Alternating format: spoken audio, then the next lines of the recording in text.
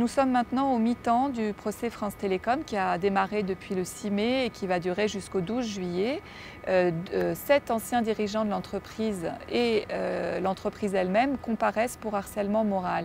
Parmi ces ex-dirigeants, il y a l'ex numéro 2 qui est Louis-Pierre Vénès, qui a créé la surprise vendredi 7 juin au tribunal correctionnel de Paris. Parce que pour la première fois, il a fait part de son émotion à la barre et c'est la première fois que du côté des prévenus, il y a une libération de la parole. Alors précédemment, du côté des témoins, du côté des parties civiles, on avait eu déjà des paroles très fortes. Mais c'est vrai que les prévenus restaient jusqu'à maintenant dans une défense très technique et assez froide. Et Louis-Pierre Vénès, donc l'ex numéro 2 de France Télécom notamment, était assez froid, avait plutôt habitué le tribunal à des éclats de voix, à des regards un peu acérés vis-à-vis des parties civiles quand elles manifestaient un peu trop leurs émotions.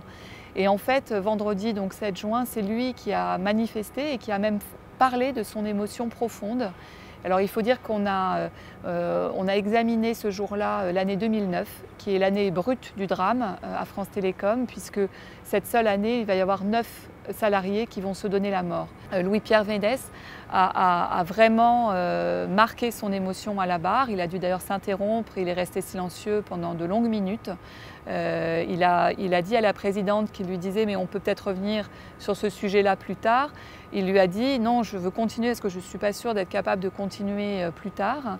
Et il a raconté comment cet été 2009, il va donc sur les lieux à Annecy, les lieux d'un suicide d'un salarié.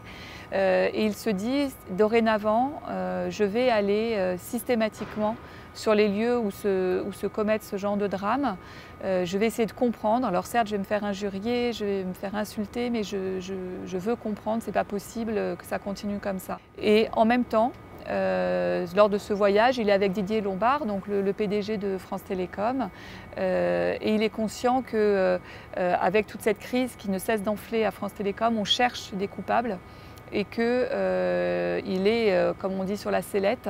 Et Didier Lombard va lui confirmer ce jour-là, il va lui confirmer qu'il doit partir.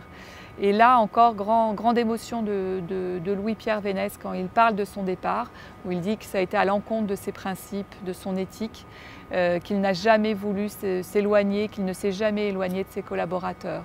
Donc pour la première fois, on a eu effectivement un homme totalement touché par ce qui est arrivé, totalement sûr à la fois d'avoir fait ce qu'il pouvait faire pour éviter ces drames.